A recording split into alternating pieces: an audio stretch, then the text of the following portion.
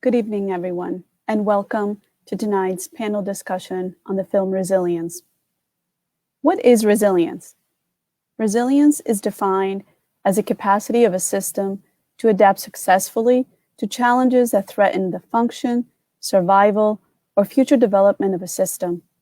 This definition applies across system levels, across disciplines, and it applies to resilience in a person, a family, a healthcare system, an education system, an economy, or any other system. Resilience science suggests that human resilience is common, dynamic, and is generated through numerous interactions with multiple systems, from the biological to the sociocultural. The adversity of racism, inequity, and lack of inclusion in these interactive systems have long been identified as a detractor to resilience and positive experiences. Dr. Christina Bethel, a leading scientist in the study of positive childhood experiences, makes this conclusion. A joint assessment of positive childhood experiences and adverse childhood experiences may better target needs and interventions and enable a focus on building strengths to promote well-being. The award-winning documentary Resilience and the groundbreaking science it shares gives us hope. Hope that we can solve our most persistent social problems, such as violence, incarceration, substance abuse, and school incompletion, and chronic health conditions, such as diabetes and heart disease. Hope that people can realize their full potential. And now, it is my distinct honor to introduce to you our moderator for this evening's resilience discussion, Dr. Alice Forrester. Thank you, Katerina. It's so nice to be here, and I'm so excited to have the opportunity to speak with the panelists and to hear what everybody has to say, as well as the audience. Resilience has been an amazing opportunity for me personally. I've had the opportunity to travel across the country where people have seen screenings of the film, and the reaction has been pretty typically normal, from the same from Sundance to when we were at the Sundance Film Festival to one of the last screenings in 2017 was at the White House. Folks see the film and they get very filled up with this idea of what can I do about this?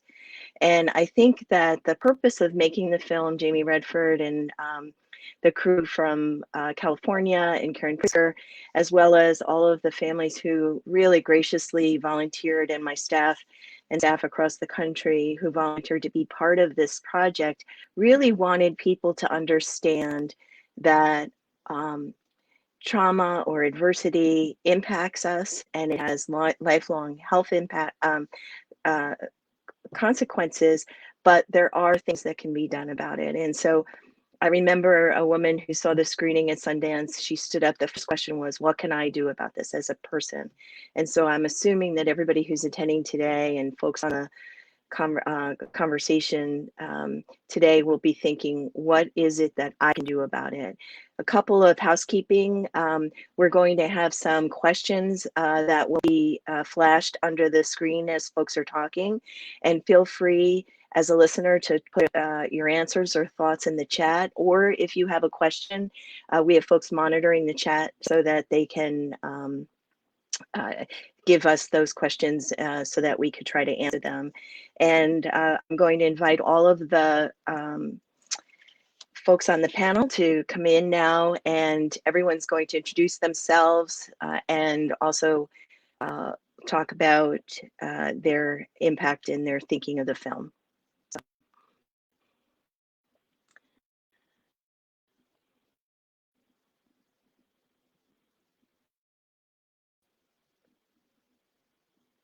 Great. I think we're all here. So I was going to start with State Representative Robin Comey. Could you introduce yourself and tell us the question? I guess the first question is, from your perspective as a legislator, as a mother, I assume, or as a community member. What resonated in the film for you, and what did you see? What stood out for you? Thank you so much, Alice. It's great being here. Yeah, so I'm State Representative Robin Comey. I represent Redford, Connecticut, which is 102nd District. I've got 2 kids and a husband, and live in Short Beach. And before I became a state legislator, or even during when I was a state legislator, I was executive director of an early childhood organization. So very tuned into this film. Actually, we held a community film screening, and it was made a huge impact on my community.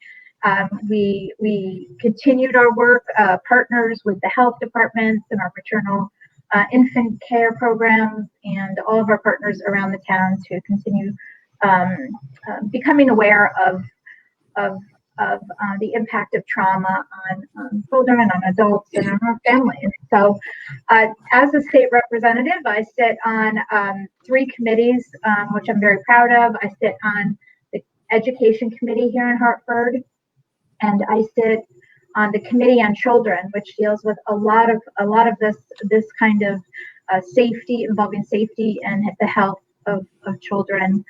And also I sit on insurance, which ironically today we have a long hearing. And it occurred to me when I was watching the movie this afternoon, rewatching the movie, that we were really, the bills that were in front of us were really the symptoms of issues that we were treating the symptoms with policy rather than the cause of this trauma. So, for instance, this year we're passing laws on flavored nicotine, and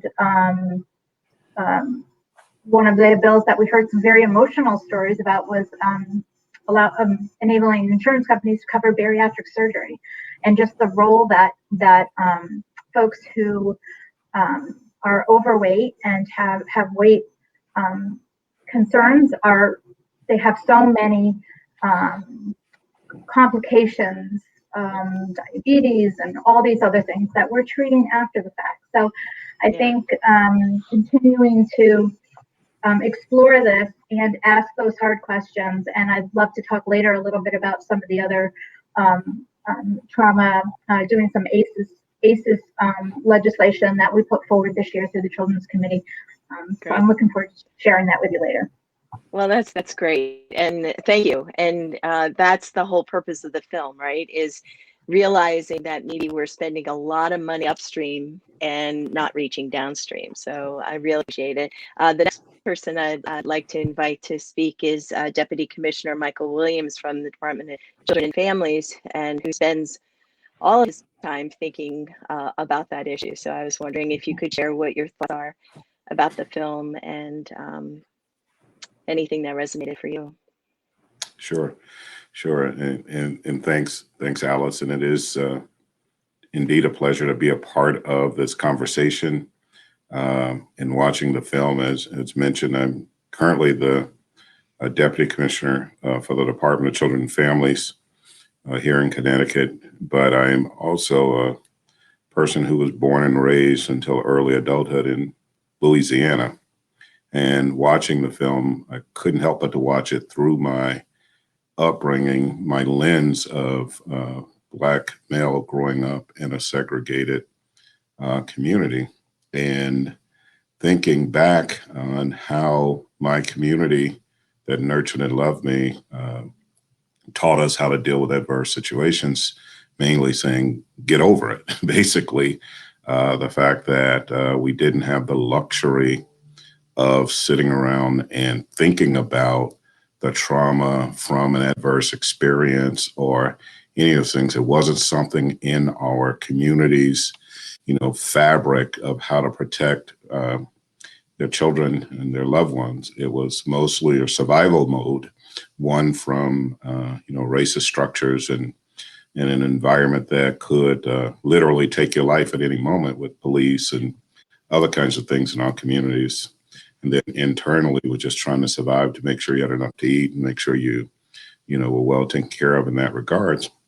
But through all those, with that type of threat to us, never knew it existed, because a culture was built to protect us from the psychological damage that kind of life could bring to someone. So understanding it now as an adverse experience was a challenge. When ACEs first started, it was one of those. Me and friends of mine who have the same background would have many debates to say, this ain't for Black folks. They're not talking about us, because we have tons of ACEs that we had, and yet look at us now. But then when we sat and reflected, look at us now. Look at the prison systems, look at the homeless systems, and see those who grew up with us and not wondering and wondering what happened to them now starts to make some sense. And so it took that kind of reflection for me as I got into understanding ACEs, and then looking at the film again to go deep into that kind of mode of thinking about what happened. And then in my professional life as a deputy commissioner over the operations of DCF, which is the practice of our work as we intervene, what I've come to really kind of be firm in my belief on, and ACEs has helped me get there, and the impact of ACEs and trauma is that, the most adverse impact we can make in the life of a child is to take that child from a parent, and to approach the removal of a child, even in the most horrific situations of abuse, creates trauma. And taking it lightly at times that we've done, or doing it thinking we're doing the right thing because we're keeping a child safe, has all of us rethinking child protection policies and child protection practice. And sometimes it would be best to keep children in their families, their biological families, and build the supports and that protective culture around them so that they can stay there safely and help them deal with whatever has occurred to them that is considered to be adverse. But to compound an adverse experience with a removal from a parent, that is probably one of the most devastating situations that can happen in the life of a child. I would never wanted that to happen to my children. I never wanted to experience it myself. And I can only imagine what would have happened if that would have occurred. And then to now put this in context, that's why our practice is focusing now on trying to find a better way to keep children home safely with their parents as much as possible. Thank you, Michael. You said a lot, and I think hopefully we'll be able to cover both the systemic racism conversation and the feelings about ACEs, I think, within the Black community, which is a really important conversation, I think. And also, what DCF is trying to do, certainly with Family First and moving. I'm raising 3 children who I've adopted through DCF. And I live every day with this experience of the loss of their parents. So what you said really, I feel it deep in my soul, what you're talking about. And it's real. It's very real. As good as it is, it's very, very deep. So I wanted to introduce Sam Liu from Health Equity Solutions. Sam, is Sam on? Oh, there you are. I'm sorry. No worries. Thank you so much, Alice. And thank you, everyone, for this opportunity to speak with you this evening. My name is Sam Liu. I am the policy analyst and advocacy specialist from Health Equity Solutions. So we're a nonprofit organization with a statewide focus on promoting policies, practices that result in equitable healthcare through access, delivery, and outcomes for all people in our state. So with that, that's a perfect segue actually into just initial reactions from the film screening. And just one key aspect I wanted to go back to is the meaning of health equity, and really what we're doing here in Connecticut just really means everyone has the opportunity to attain optimal health, regardless of race, ethnicity, gender, level, or socioeconomic factors that create barriers to health. So one key quote that really stood out to me during the screening was, if you know your number and your risk factors, then you have the ability to do something about that. And I think that's a really, really great quote to really bring in the framework of how are we dismantling these structures of systemic racism here in Connecticut, and how are we removing those barriers so everyone does have the opportunity and ability to do something about risk factors and their numbers. Great. Thank you, Sam. I appreciate that. Cherie Kreider, are you on? I'm getting used to the screen. There you are. Everybody's in like the waiting room. Hi. Hi, thank you, Alice, and thank you all for being here tonight and having me. My name is Cherie Kreider, and I am the Director of Outreach and Mentoring for Amira, Inc. We are a nonprofit organization offering refuge to survivors breaking free from human trafficking in Massachusetts and Connecticut. As part of my outreach work, I administer ACEs to incarcerated trafficked women who report an average ACE score of 8, twice the national average. As a survivor myself with a score of 10, learning about ACEs helped me to see that childhood trauma had affected my identity and perceptions of concepts like normalcy, boundaries, authority, and love, and consequently made me vulnerable to trafficking. This film is important to me because ACEs raises the awareness of and provides a measurable tool for linking childhood trauma to negative life outcomes like child sexual exploitation. And so I look forward to speaking more about that later. Great. Thank you. Thank you very much. And I want to now introduce Lorraine Reed James from Family and Children's Agency. Thank you, Alice, and good afternoon, everyone. It's my absolute pleasure to be here today. My name is Lorraine Reed James. As Alice mentioned, I am the Coordinated Access Network Manager for Minors. I am a part of a collaborative effort in the state of Connecticut to make homelessness for minors very brief and non-reoccurring. Over the past 11 years, I have worked as a therapeutic foster care social worker with youth in foster care. So my reaction to the film is very similar to Deputy Commissioner Williams, because I've worked with youth in foster care that have been removed from their home, and the traumatization of that experience, and ensuring that we're not perpetrating that particular trauma, and ensuring that the services and supports that we're putting in place are very trauma informed so that we are best supporting the youth that we work with. One of the most poignant points of the film for me is when Dr. David Johnson, who I've worked with in my work, talked about driving by the school and looking at, these are possibly future clients that he would be working with in his practice, and how it would be very important to kind of get in the schools and work with the youth prior to that.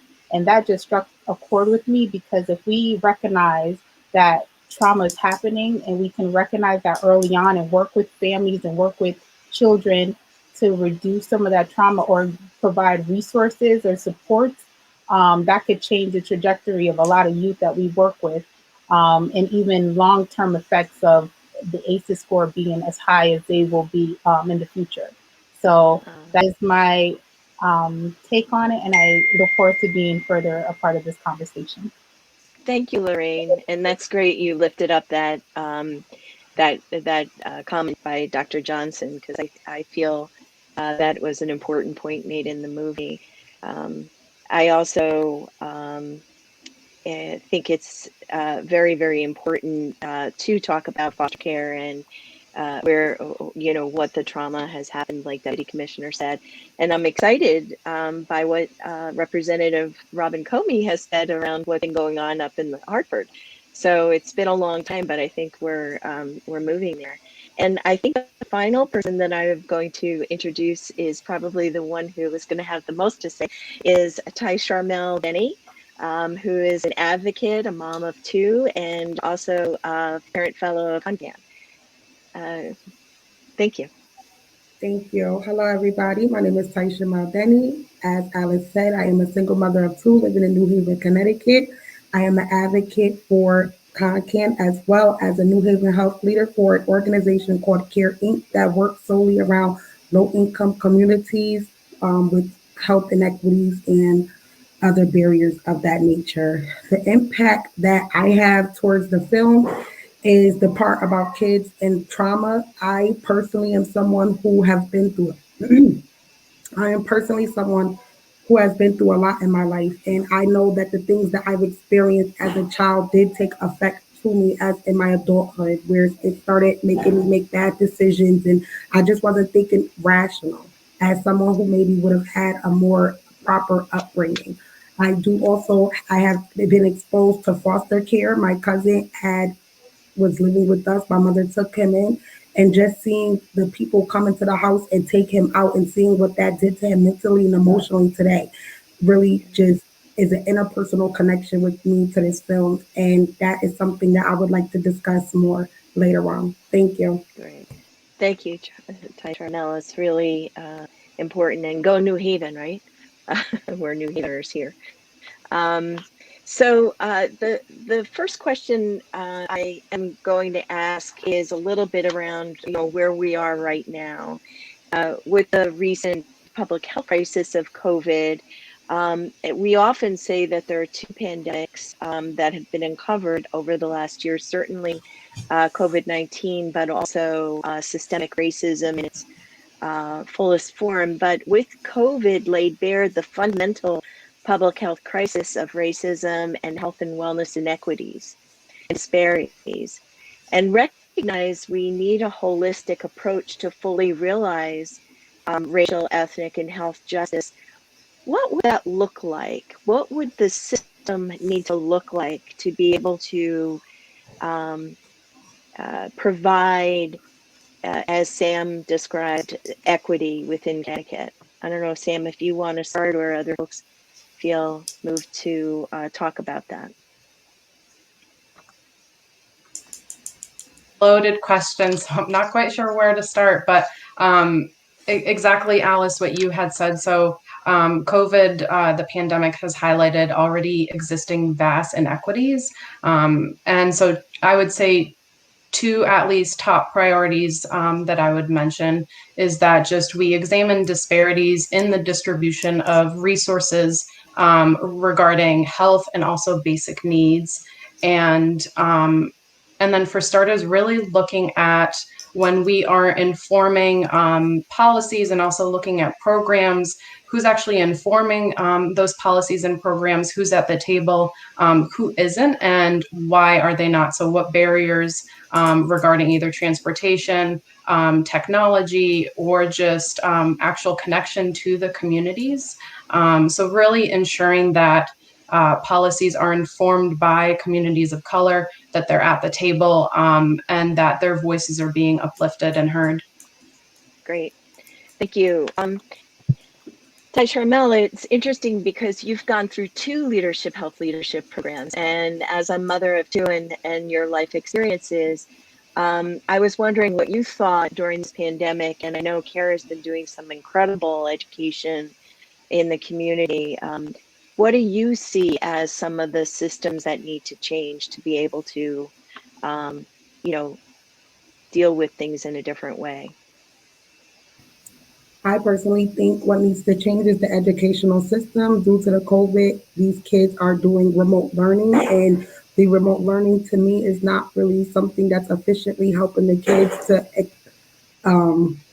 to succeed their academic levels. So that's something that I feel definitely needs to change. As far as anything else, I can't really speak on much. Yeah. educational system. I know that there's been a tremendous amount of work in the community around education around vaccines and also around testing and wearing masks early on. So I think that those are very important. But you're right around education is a large system that needs to change. I was wondering if anyone else had a thought around with COVID-19 laying everything, all the problems sort of right in front of us. What do you see as important to be able to create a just and racial health and equity system? I think it's a Why don't Representative okay. Lee and then Yeah, Deputy I'll jump Commissioner? in. Yeah.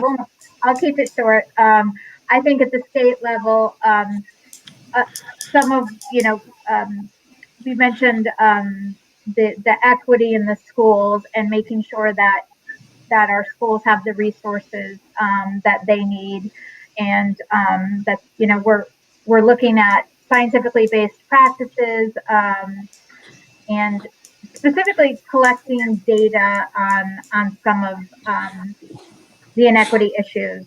And additionally, some of the things that I see coming across my desk, if you want to call it that, is that we're starting to think about really drawing the folks that are benefiting from the services. Say, for instance, school readiness labs, which is for the lowest income kids to get some early childhood education. That we're giving parents a seat at the table, and we're requiring them to have a seat at the table so that they have more of a voice into what their needs are, what they're seeing happening in their community, and the types of change that they think is going to benefit them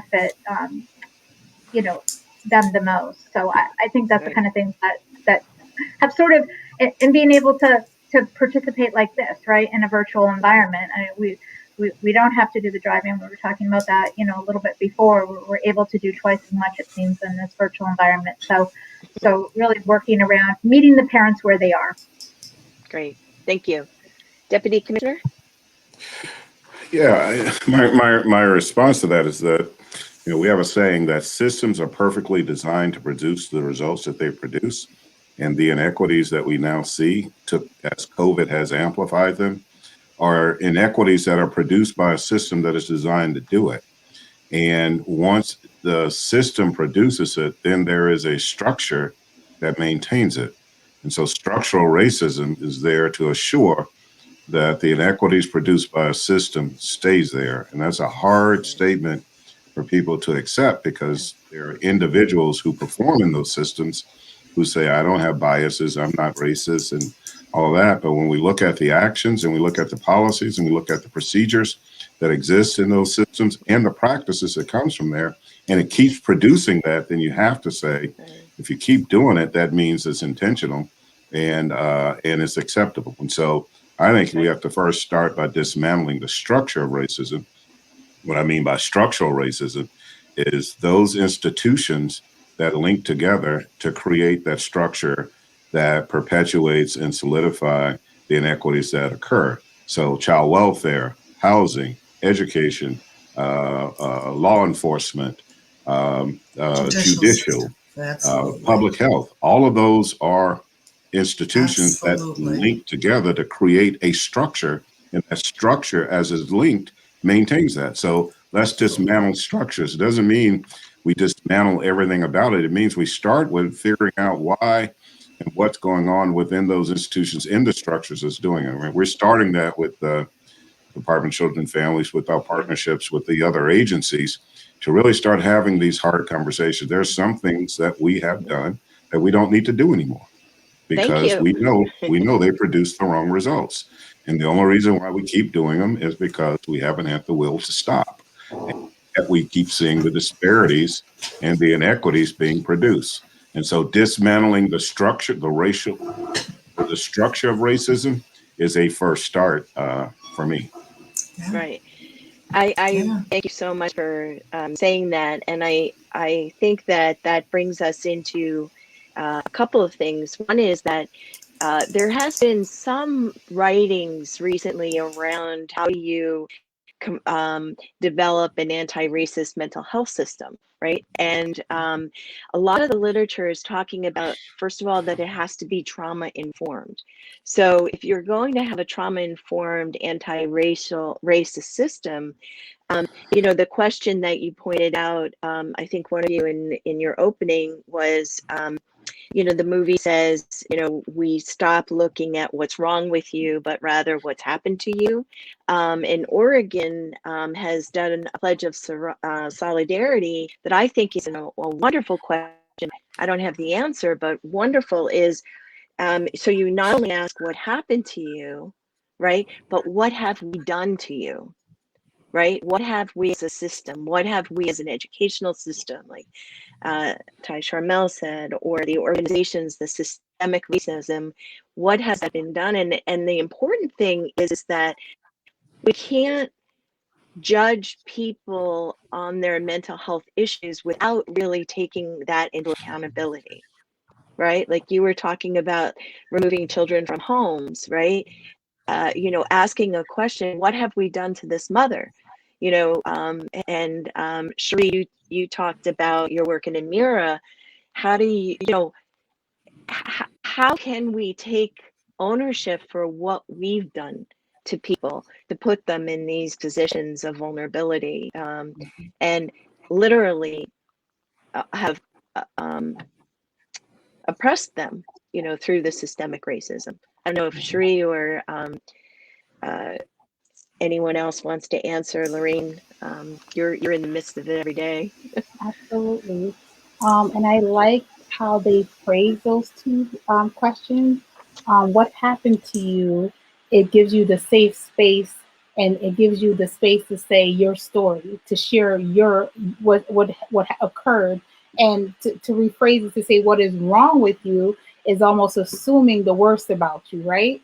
So rephrasing it and open up a safe space so you can share and amplify your voice and empower you to tell what has occurred with you is a much better way to empower the person that you're talking to, and so that at that point they'll feel as if it's a collaborative effort, that you're working together to resolve whatever the issues are, that you are willing to hear them. This is a safe space. They can share their stories, and that they feel like this is something that there's a connection and there's a healing process and there's value in their voices. So I really like how they rephrase that and don't assume that there's something wrong or that they need fixing, because again, it's a collaborative effort in order to do that, and working with families, even with families, the biological families of youth in foster care, it's a collaborative effort, and we want the buy-in of the families also, so that they're willing to seek assistance and support for whatever the issues are. Thank you. I think that's a great point. Cherie, I don't know if you've ever heard Tonya Kane speak. Tonya was a woman who was arrested, I think, somewhere around 32 times, and was a prostitute and had multiple children removed through foster care. And it wasn't until she tells her own story, and I don't mean to co-opt her story, but it's such a powerful example. Someone who had arrested her, the cop turned to her and said, "Whatever happened to you?" And she said that was the first time in all of those arrests and incarcerations someone had said that to her. And she began to think, what did happen to me?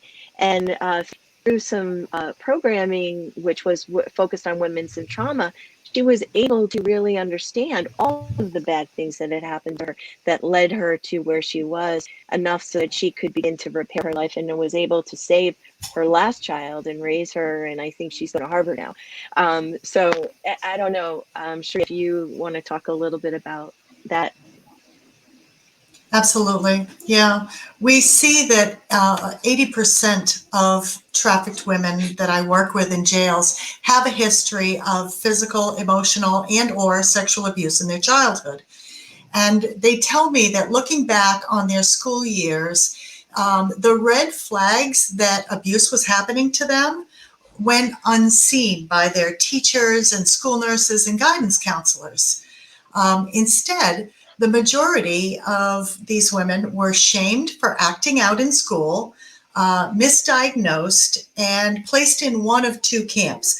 They were either pathologized as having mental health issues, or they were criminalized as being bad kids. And then they tell me that in their early teens, the resulting shame and low self-esteem that they developed made them easy targets for traffickers and recruiters who were actually trained to spot those signs.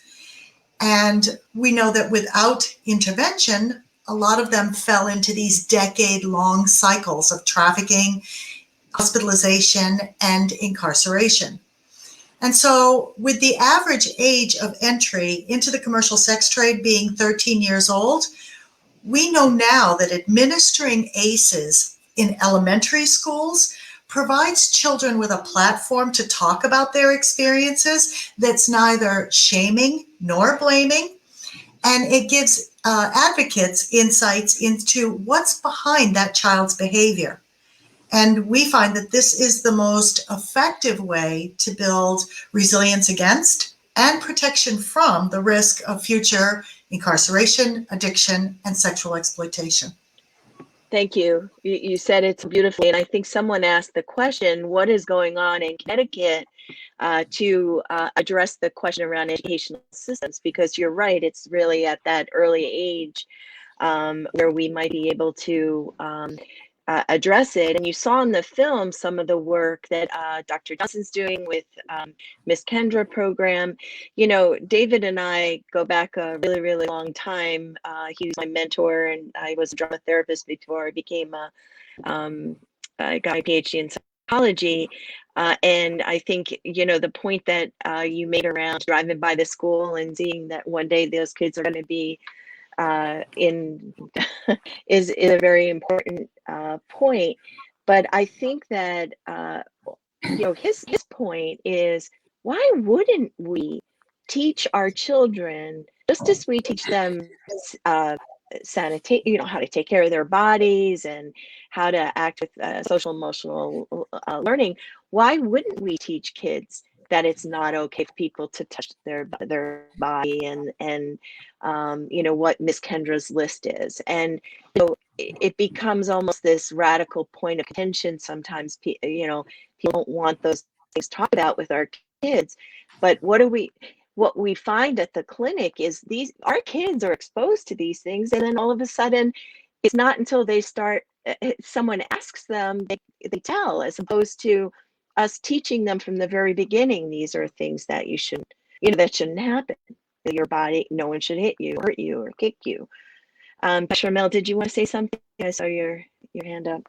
Yes, I did. I actually wanted to speak on that. I feel like that should be implemented into the school systems in early childhood, but also mentoring these kids as far as like how you're feeling today, like with the Kendra's list. I felt like that was really good what she was doing with the kids, because a lot of kids need that. A lot of kids that I know grew up in broken homes and they don't have anybody to turn to. But they still have to go to school. So when they go to school, they're carrying everything indoors with them from what they left at home. So if the teachers can start implementing into their educational processes, as far as like, you know, hey, we're going to do a life skills, you know, and in this life skills, we're going to go around the room and ask, how are you feeling today? Like my son goes to Beecher School in New Haven, Connecticut. And that's what I've been hearing his teacher do. Like she'll ask, like, what color are you feeling today? And she'll ask all the kids. So I feel like that is very important for kids' early development, because as they get older, they'll learn to start sharing their feelings as well as what's going on. And it kind of break the cycle of the criminalization that's going on in these low income areas, as well as other districts as well. Yeah, thank you. That's and I would just, very important. Yes. Yeah, I was just thinking that you know, the whole, we sometimes hear, well, you can't ask kids questions like that, or we don't have time to ask questions like that in classrooms or within our schools. We were trying to, you know, we have these health surveys that go out, these mandatory, as they're called, actually youth risk surveys that go out across the state, and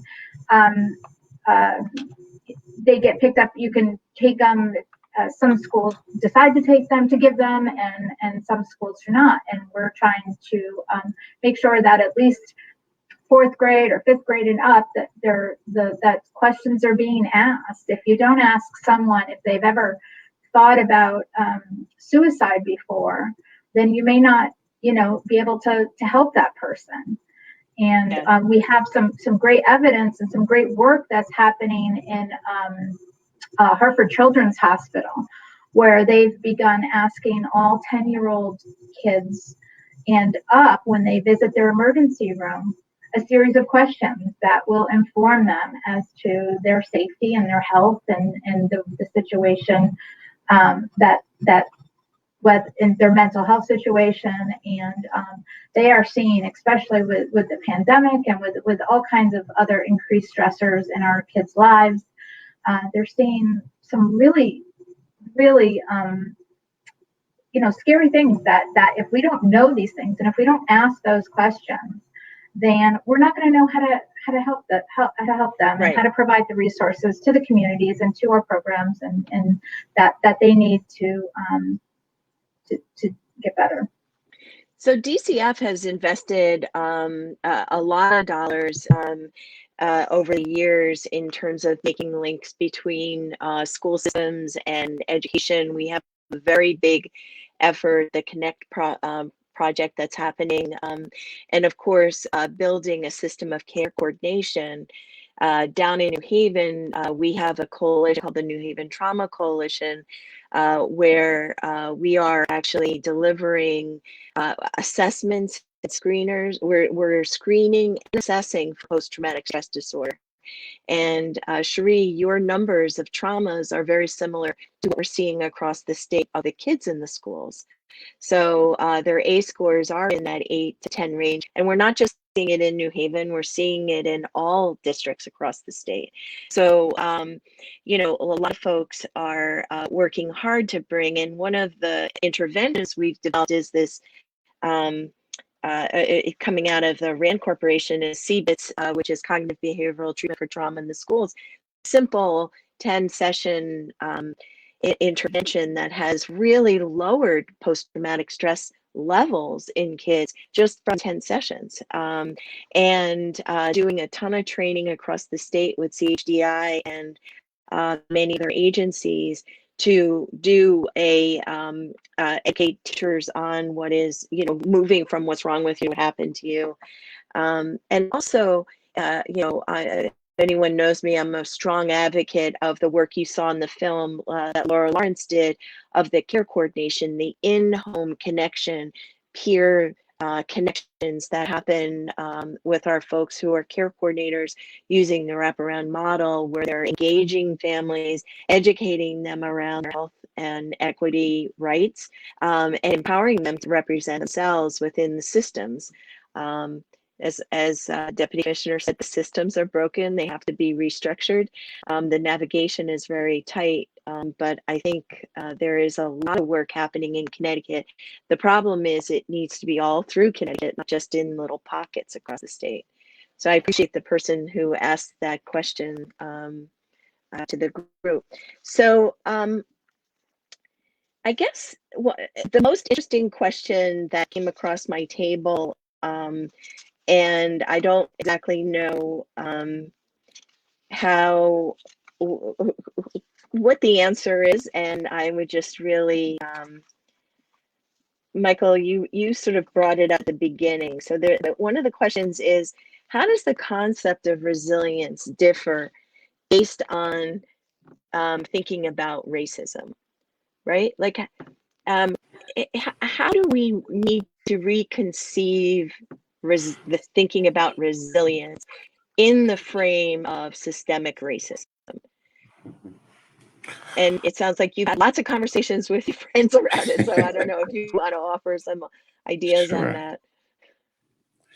Yeah, sure. Racism is definitely an injurious indictment of a person for no reason other than something they cannot change, or choose not to change, and don't want to change, and that is the color of their skin or who they are. And in the dichotomy of oppression, it is in the position of being the oppressed, and where the oppressor continues to oppress them. And so when I think about resilience in that regards.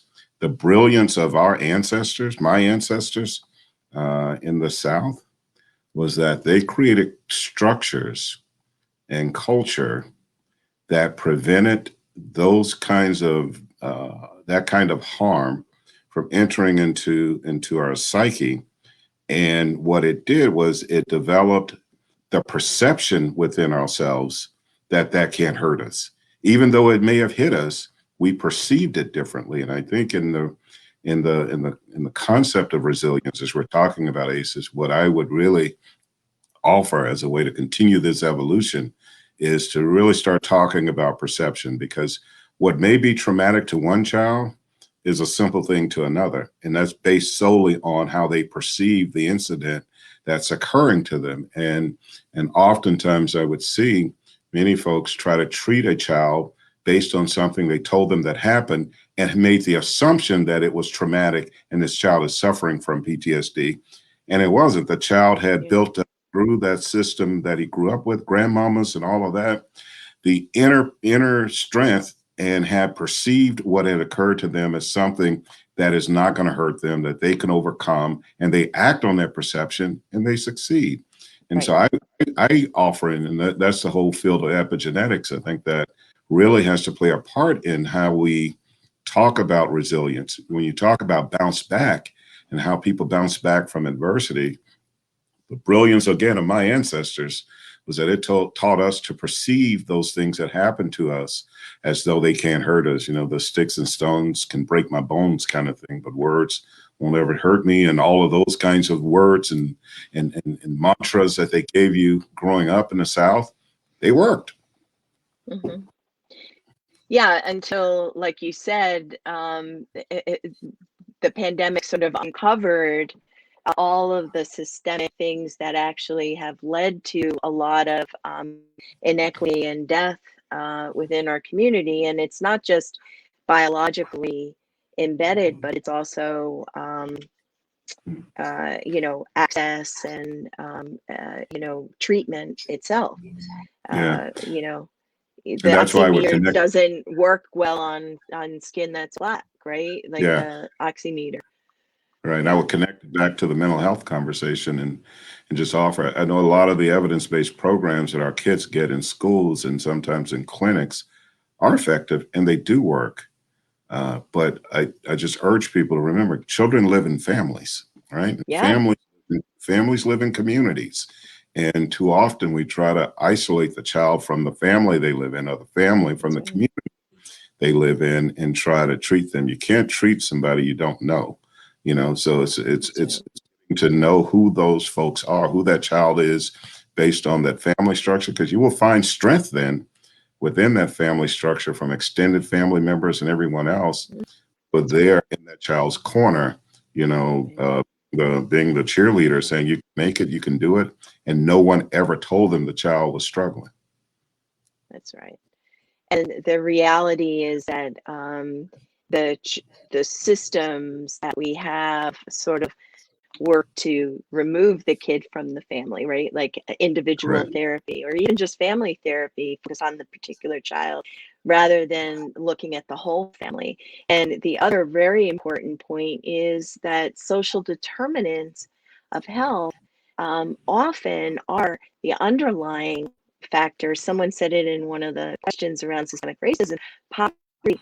For goodness sake, a kid is stressed out and has anxiety. When you really begin to dig in there, it's not because maybe he has a biological propensity for anxiety, but there's been no food in the house for 3 days, and until we have a system that addresses that first, rather than applying a label on a child or a diagnosis on a child, we need to really have a more holistic view to be able to help our kids and families. So I really appreciate what you said. Does anyone else want to talk? I mean, there's been a few comments that have come out. Anyone want to add to what we've been talking about? Yes, I would like to add, similar to what Deputy Williams has stated, the system isn't broken. It's a well-oiled machine working in exactly the way it was meant to work. And it's specifically affecting low-income, poor communities as well as communities of color. And as to Taishin's point is that if we had this embedded in our school system and kind of starting to work with young people at early on, I presume that we will see a lower number of suspensions or expulsions in schools, because now we'll be focused on not just the adverse behaviors, but what is really going on with our youth, what is really going on with the children, and speak to that. So as you stated earlier, Alice, about a child not having the propensity to have anxiety, but maybe dealing with something else that is going on in the home. So when we know what those ACE scores are, we can focus on the background, the history of what is really going on, and not the outward behaviors that we're seeing in front of us, and really look at the history of the youth, or the history of the trauma of the youth, of what's going on.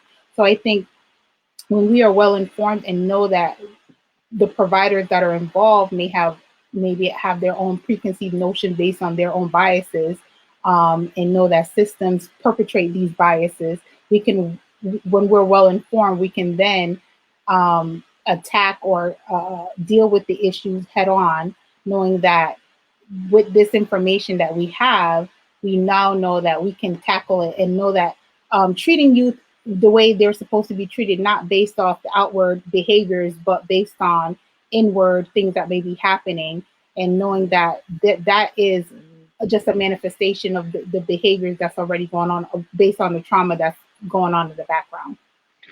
Thank you, Lorraine. I think you said a lot there. I think that one of the most important things that we have to remember is a score is just a score. It's like a shoe size in some ways, although it has it tells you something. Or like Cherie said, you know, when you're going into the prison and talking to your folks, it's not a diagnosis, and it's not a predictor. And what Deputy Commissioner said around checking, and Lorraine, you said around checking for your assumptions and perceptions, just because this person has been exposed, you know, to these ACEs, you know, what we have to do is really understand that behavior occurs within an environment. And, you know, a bad thing could happen to a child and go home to grandma, and grandma talks it through with him, and he's able to process it, and he goes back and sort of fits through another day. Whereas other children who don't have that opportunity sometimes, you know, find themselves lost sometimes and alone. But I think checking our assumptions, checking our perceptions, and really understanding that not everybody is the same. And, you know, Dr. Folletti, who wrote the ACE screener with Robert Anda, who's in the film, Folletti says, it's just a way to start a conversation with someone. You know, you're going to the podiatrist and you do the ACE screener, and he said, you know, I see that, you know, this, you were as a child, how is me working on your feet going to help you or hurt or have a barrier for you today? You know, those are the way that the ACE screeners can be used, is to opening a conversation and having it people be more open about talking about what's happened to them. But educators, I think, are very important. People need to think and check their assumptions. So I appreciate that. You know, one of the things that's happened recently with the pandemic is that it has been very clear the level of grief that is existing within our communities. And, you know, we did a workshop with New Haven Public Schools a couple of weeks ago, and we did a grief group. And, you know, grief is not, you know, it could be a loss of a person, an individual through death to COVID, but it could be, you know, loss of a job, loss of a relationship, just loneliness. My daughter gave me a long conversation, she's 12, yesterday, on what this year has done to the 7th graders, because they all had to find their own identity. This is what she was saying. They had to, you know, find out who they were alone in, you know, at home, as opposed to, you know, discovering your identity when you're a group of 7th grade girls, you know, that work had to be done. And she said a lot of people have changed a lot in her class. But the level of grief is going to be significant, and I wonder what you think we should do as a state, as citizens, to help address the grief so it doesn't become another burden and layer for our community, which it is already and will. But what are some things you can do about that going forward? I think I would like to address that. Please. I saw in one of the comments earlier, somebody mentioned trauma-informed counselors.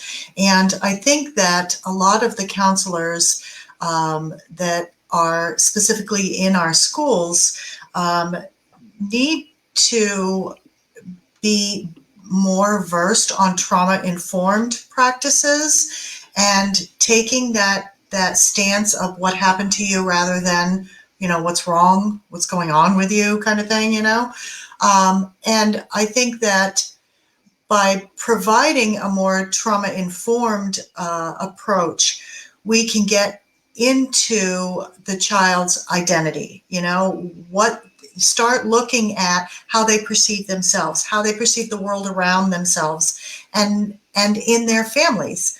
We see a lot of generational trauma show up when we start asking these questions. And if we have counselors that can address those things more gracefully, I think it helps not only the patient, but the entire family and then community to start having those conversations so that we can look at our place in the world and start identifying the solutions that way. Right. I think someone said in one of the things, Cherie, also that there aren't enough counselors or there aren't enough people in the schools who are there. And I think Representative Comey, you mentioned it earlier too, is education. Sometimes folks say, "That's not my job." And they do. Teachers have their hands full. So, what do you think teachers can do? Some people don't want to ask the questions because they don't really want to know the answers. And we are focusing a lot of our efforts on teaching. I know that the CSDE, State Department of Education, is really concentrating on the social emotional learning. I mean, we've had some work groups that have been working together over the past couple of years, and they are looking at it in, their plan is to work at it in a comprehensive way so that not only you educating the school staff and and the teachers and nurses and everyone else, but also holding programs and having information that's going to address the social emotional difficulties that have arisen during the pandemic and how families can have the resources to help the kids. What's really worrisome, what's really worrisome is these kids that we keep hearing about that have not shown up at all, have not signed on, have not. And so that's going to take a lot of work too. I think that's going to be the real struggle. We know what needs to be done. The question about the social workers, I think what they're saying is that, the districts that have resources that more than others have more social workers on their staff, and there's no, the minimum requirement is quite low. I can't remember. I think the recommendation is, I would be speaking out of step if I don't know, but somewhere along the way it's 250 kids to a social worker. That's just undoable.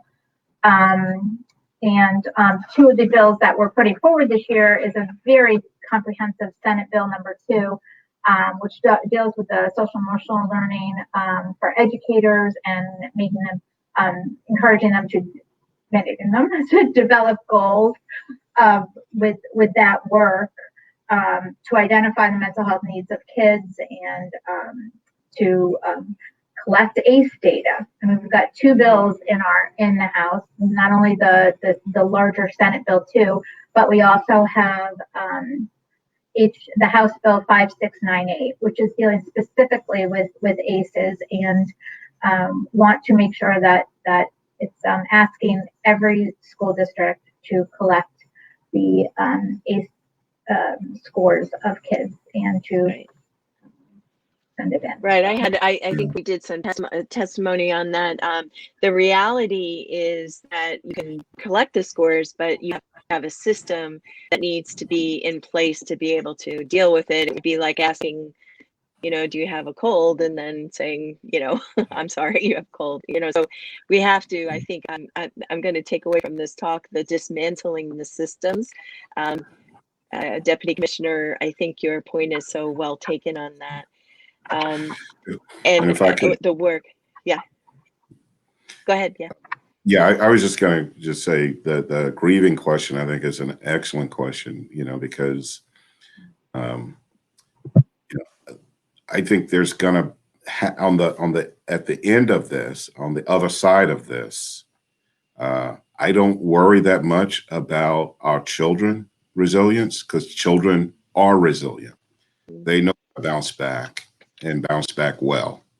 And what they lost, they have a long runway of life to kind of regain. I worry about us older folks and the grieving process that we have yet to do. We tried it for a moment with President Biden, and that was for a little moment, and no one could stop crying.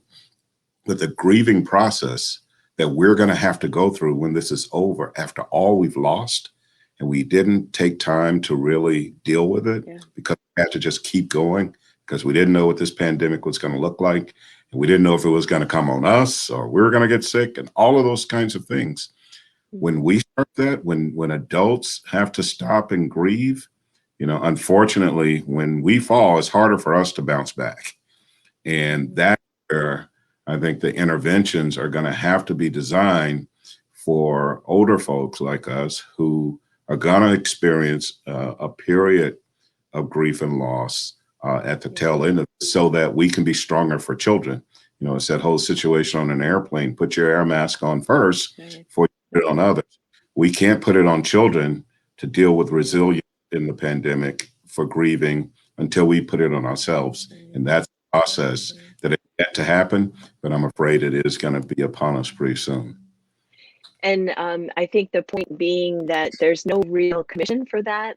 Maybe Women, Children, Steve Hernandez's commission on women, girls, and children and elderly, but there's no real effort for a community-wide response. And so, I think that, really thinking out of the box, we have to bring our faith-based communities together. We have to really dig deep in the community and help each other.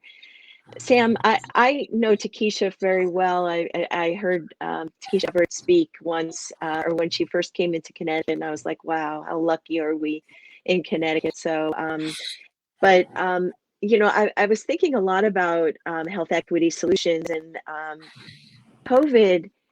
There's been so much talk now about there's no return back to normal, right? That we're going to have a new normal. And thinking of our communities and considering the attention that we have to give to, like Michael said, the elders and the grief and the community. How do we move this conversation into action? How do we leverage what we know and not go back and, forget about all, but go back and actually make the action that needs to happen? What do you think we should do? So I think that this is a really crucial time, with everything going on with the police brutalities and also during the pandemic. This is a really crucial time to be thinking, what are our key next steps? So for instance, here in Connecticut, we just had a public hearing yesterday for SB1. So really addressing and calling out what the issue is and addressing it with key next steps. And then also for the pandemic, and I would say beyond even, is a key point during the pandemic that has really helped pinpoint disparities with vaccine, with with resources, has been the collection of race, ethnicity, and data collection and reporting, and that is going to be really, really key in the next steps, years to come, even months to come after the pandemic. And so those are really two key points, I would say. Thank you. I think it's really important around economic stability and workforce being part of the conversation. I think, the reality is that I went to the grocery store every week, and there was a woman standing there, usually a woman, with masks and no plexiglass early on, checking me out. And often it was a person of color, and how much gratitude I had for their working. But what did we provide in terms of safety and the inequities, and what, $12 an hour? So there's a lot of really important issues. So I appreciate that. So I'm going to open it to the panel. What's the new normal going to look like? I see United Way going, yes, data to help inform our next steps, science-based approach, but we do have the data. What's the new normal need to look like, do you think? We had Clifford Beers was a year anniversary yesterday. I guess it's around your anniversary. What do you want the new normal to look like? What do you think we need to do? I think COVID has given us a time to actually be introspective as to, what's important in our lives, what's important to us, what do we need in the moment to be okay and to continue doing the work that we do well. And I hope that as we move into whatever this new normal is, that we take that time to reflect back on the things that became obvious and relevant to us, the things that helped us to make it through day by day as things were changing around us so quickly. I hope that we don't forget the lessons that we learned during COVID that were positive and moved us in a direction that, traveling back and forth to work and being so busy on the road, there was no time for that. Working from home gave us that opportunity. And so I hope we don't forget those lessons. Thank you. I would just like to chime and say, I feel like we're already in the new norm. I mean, they said they were going to be reopening things March 19th. Things have already been reopening before the 19th. And, just wearing a mask and being in public settings like Walmart, Stop and Shop, where they have a large capacity of people. So I feel like we already been living in the norm. I just feel that people should still be careful. I don't feel people should start walking around with masks off and just not maintaining the 6 feet distance. I think that if people could still maintain those guidelines, then the new norm should be pretty much, swift. But like Sherry was saying, we already mentally have been through a lot when it came to the COVID and the restrictions and things that we went through losing as far as economically. So I just feel like as long as people could just stay careful and just do what we've been doing, the new normal should be something that's not too far off to be able to get back into. I think some people are at their breaking point at this very time when we should be, thinking positively about what's coming down the road and what it's going to change and how our lives are just going to get a little bit more connected to one another and be able to work together again in person and see each other and socialize and see our family again. And I would just, let's hang on just a little bit longer. And while we're at it, like when we get back to all these things, we're going to have some adjustments. So be patient with yourselves and be patient with those around you. Be patient with those, have grace when it comes to getting back into a routine that, it took us a good year to just learn how to live one way. And now we're going to swing back the pendulum the other way. So, do it with grace and do it with patience and from a good place. And I think we can all be on the same team here and work towards the same good place. I think you should be talking to everybody every day, and I'm going to record that and have it on my phone so that I can remember, having grace and thinking that. Lorraine, what do you think the new normal needs to do? What do you think is the new normal? Well, I would hope the new normal, as everyone else has said, we have the time for self-reflection. I think this time gave us a period to slow down, spend time with family, enjoy each other. So I'm hoping that the new normal will be that we continue to do that, continue to be connected with each other, spend time with each other, be able to slow down, enjoy each other, and knowing that even as things start to open up and even as we start to go back to the way we used to be, that we keep a sense of community with each other and that we continue to just um, be connected with everyone. I think that's what I would want to see. The sense of new normal would be that community that we've saw among ourselves throughout this pandemic. I hope that we would keep that as our new normal. Yeah, the whole word mutual aid, right, has been so powerful. People, the food distribution network here has been very important. So I think that, Michael, I don't know if you want to talk about what your hope of the new normal is. I mean, that's kind of like a very funny word. What does that really mean? But like, Yeah. what's gonna change? No, it's important. It's an important question because for me, the new normal, we're at a crossroads and we can go one or two ways. We know where we came from and the divisions in this country, based on race, based on politics, the oppression for many groups in this country, the poverty that existed for many children in this country, all those things that was there pre-COVID that got highlighted now after almost $6 trillion pumped into our economy since COVID happened and the most recent $2 trillion coming in. It gives the opportunity to address all of those systemic issues that have really crushed families and caused the oppression to continue. And now comes the challenge and the crossroad is either we go back to the way it was and ignore the fact that all those resources came to the community and put up barriers to where the people who need it really didn't get it, or we look at folks who are members of the oppressed group, either racial oppression, gender oppression, economic oppression, and all the other oppressions, and we put them in the front of creating what the vision shall be, and we get behind them because they know best what liberation and healing looks like from the oppression that's been placed upon them. Then the new normal will be a truly liberated society where we've eliminated childhood poverty, where we've eliminated discrimination as much as we possibly can, and we've created that just community. That's what's before us, if we choose to go down that road.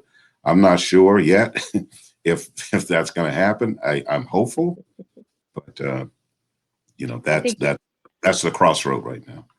I think that's very cool, and I think you have people on this panel who are committed to really making the commitment. I guess we have about 6 minutes left, and I thought maybe if we could just do there have been so many good comments, and we talked a lot about equity and the radical change that needs to happen. And the question you put out there, is it going to happen? So I was wondering if you could all take a minute and think about what you will do personally. You all are in different areas of work, but what will you do personally to help make this change, to actually support each other? And what's your unique contribution you think you can make in supporting others in going forward in this next year? Lorraine, should I start with you? I see your face as my first person. Okay, no problem.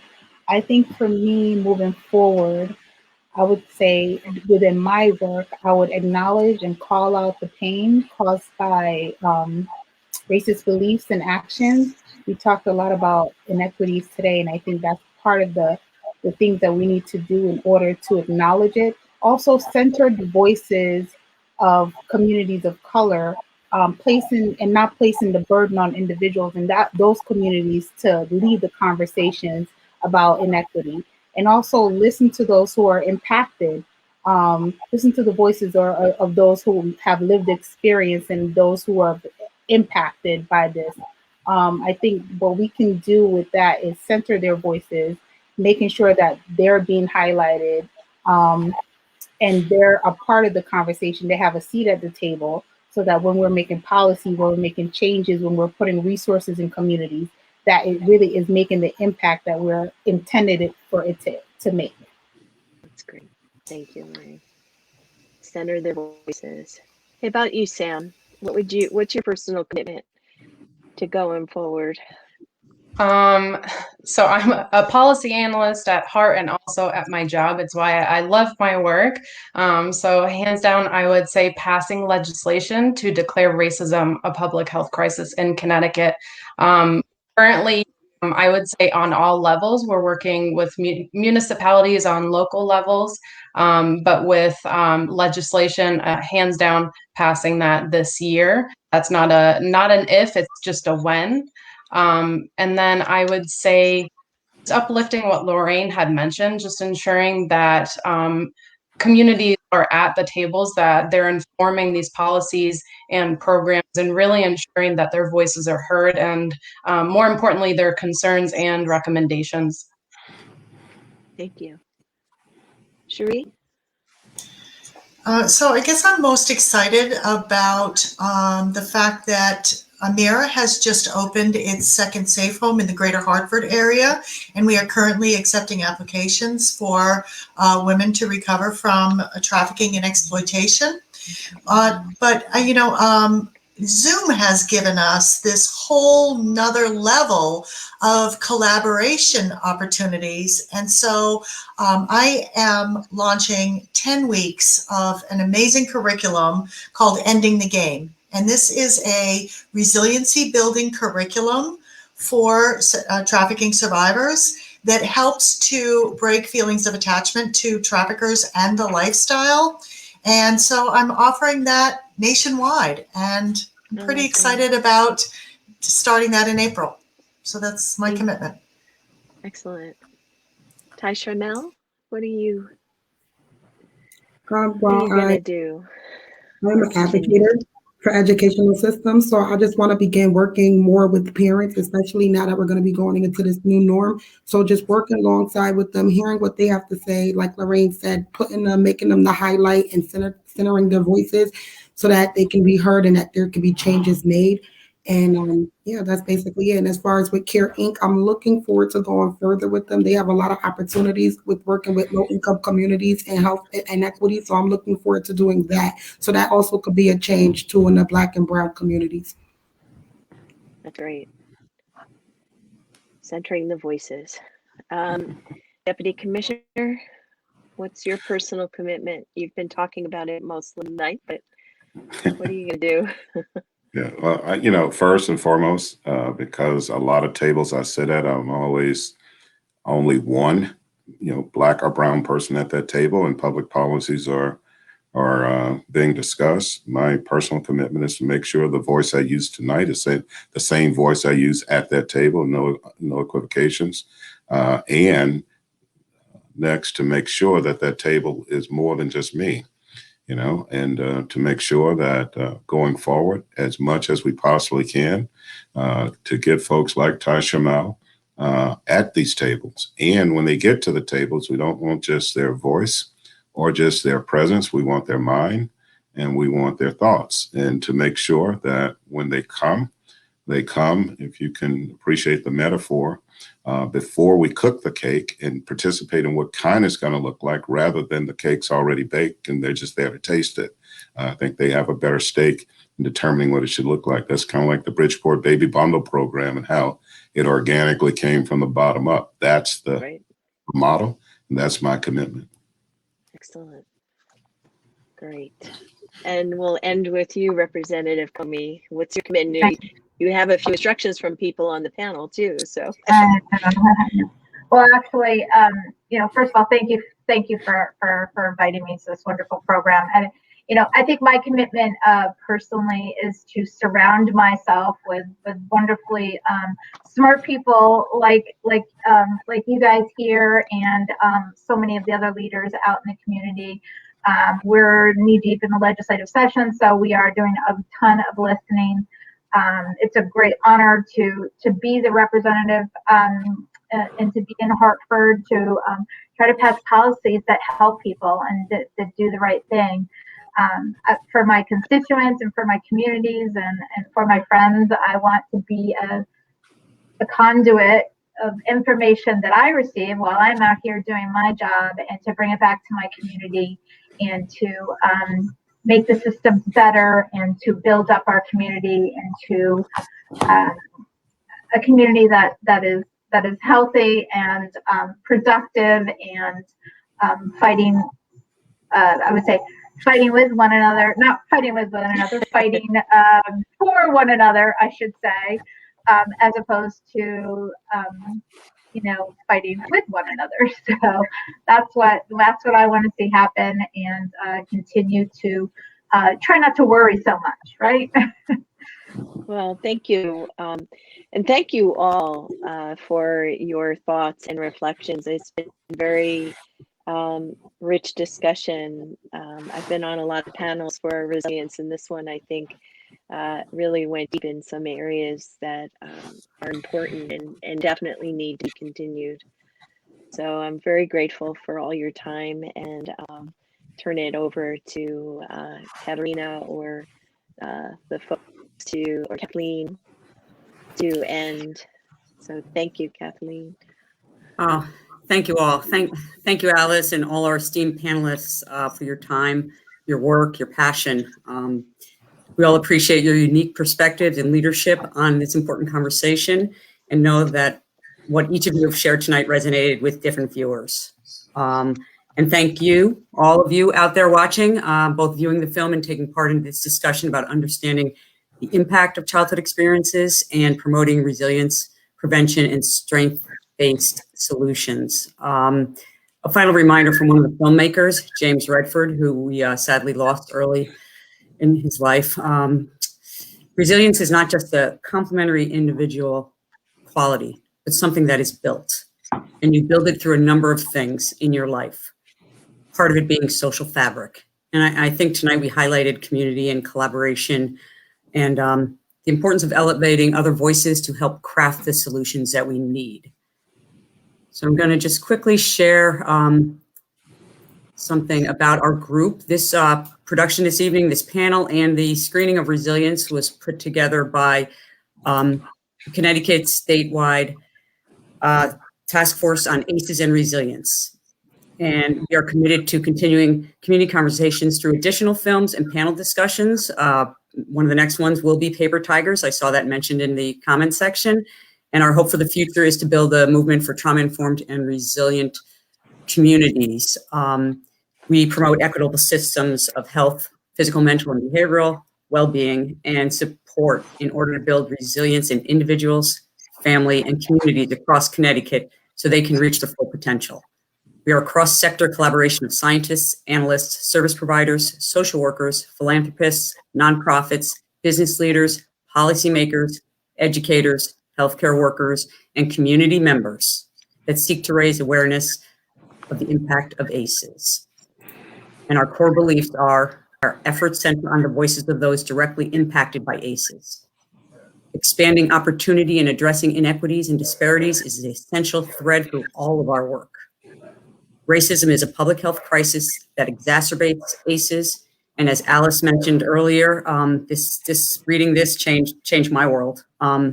While trauma-informed care directs us to shift from asking what is wrong with you to what has happened to you, we need to go further and determine what have we, the systems, institutions, and organizations, done to you.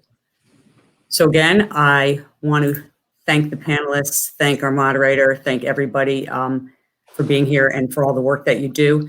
And everybody out there, thank you for joining us. Good night, everybody.